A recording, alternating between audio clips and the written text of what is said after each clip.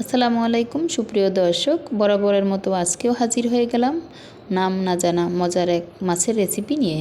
চলেন যাই দেখিনি রেসিপি তৈরি করার জন্য যা যা উপকরণ লাগছে। এই মাছের নাম আপনারা যদি জেনে থাকেন তবে কমেন্ট বক্সে জানিয়ে দিতে পারেন। আমি আজকে অত্যন্ত দুঃখের সাথে একটা কথা বলতে চাই, ভিডিওতে ভিউজ অনুযায়ী আমার কিন্তু লাইক আসে না। প্লিজ দয়া করে আপনারা একটা লাইক দিয়ে দিবেন যাতে আমার উপকারে আসে। এখানে আমি একটি বাটি নিয়ে নিলাম, অল্প লবণ হলুদ মরিচ দিয়ে মাছটা মেখে সাইডে রেখে দিব 3 থেকে 4 মিনিটের জন্য, এতে করে মাছের ভিতরে মশলাটা ভালোভাবে ঢুকে যাবে। এরপরে চুলায় একটি প্যান বসিয়ে পর্যাপ্ত পরিমাণ সয়াবিন তেল দিয়ে তেল গরম করে নিয়ে মেখে রাখা মাছ একে একে দিয়ে হালকা আঁচে ভেজে নিব। এই মাছ কিন্তু অত্যন্ত নরম, তবে হালকা আঁচে একটু ভেজে নিলে খুব বেশি ভালো লাগবে খেতে। যারা মাছ ভেজে খেতে পছন্দ করেন না তারা এই ভেজে নেওয়াটা স্কিপও করতে পারে, তবে ভেজে নিলে একটু খুব বেশি খেতে ভালো লাগবে।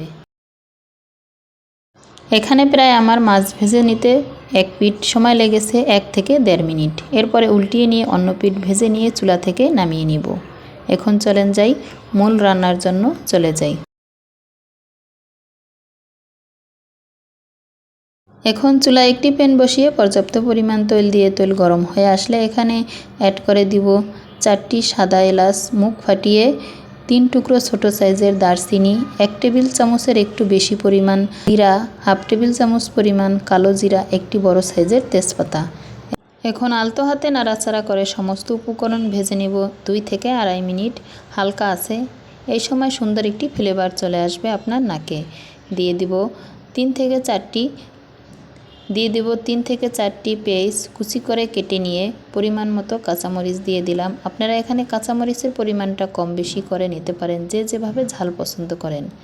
পেঁয়াজ ভেজে নেওয়ার সাথে সাথে খানিক আলু ভেজে নেওয়ার জন্য এখানে আলু অ্যাড করে দিলাম। সাথে পেঁয়াজ ও আলু ভেজে নিব কিছুটা লবণ দিয়ে।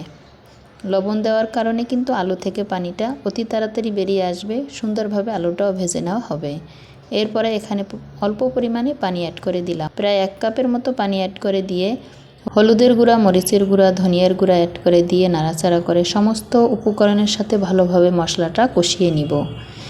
এক পর্যায়ে দেখা যাবে পানিটা শুকিয়ে আসবে এবং তৈলটা উপরে ভেসে উঠবে। এ পর্যায়ে বুঝে নিতে হবে মশলাটা পারফেক্টভাবে কষানো হয়েছে।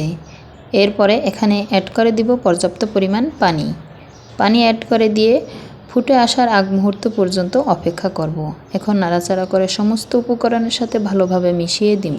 এক পর্যায়ে ফুটে আসলে ভেজে রাখা মাছ এখানে অ্যাড করে দিয়ে ঢাকনা দিয়ে ঢেকে প্রায় 10 থেকে 15 মিনিটের মতো রান্না করে নিলে ঝোলের পানিটাও মাশাআল্লাহ শুকিয়ে যাবে, রান্নাটাও পারফেক্টভাবে কুক হবে।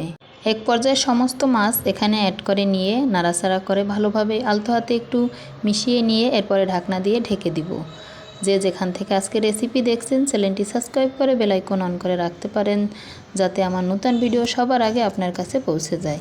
একটি লাইক ও কমেন্ট করে আপনার মূল্যবান মতামত জানিয়ে দিতে পারেন। আপনার একটি লাইক ও কমেন্ট আমাকে নতুন আরেকটি ভিডিও বানাতে উৎসাহিত করে। এখন সমস্ত মাছ নাড়াচাড়া করে নিয়ে ঢাকনা দিয়ে ঢেকে 15 থেকে 20 মিনিটের মতো রান্না করে নিয়ে চুলা থেকে নামিয়ে নিয়ে পরিবেশন করে আপনাদের দেখিয়ে দিলাম। যে যেখান থেকে দেখছেন ভালো থাকবেন, সুস্থ থাকবেন।